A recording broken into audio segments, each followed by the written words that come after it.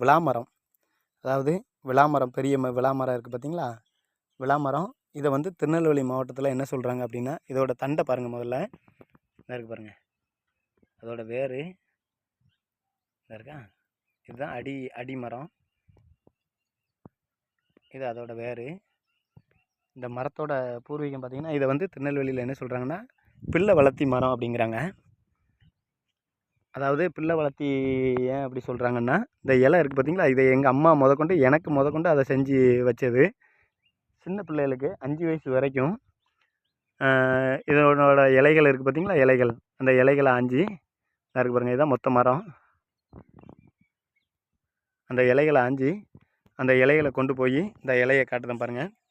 இந்த இலையை ஒரு 2 கைப்பிடி அளவு இலைகள் இருக்குது பாருங்கள். இந்த இலைகளை 2 கைப்பிடி அளவு இலைகளை வெந்நீரில் போட்டு கொதிக்க வைப்பாங்க. கொதிக்க வச்சு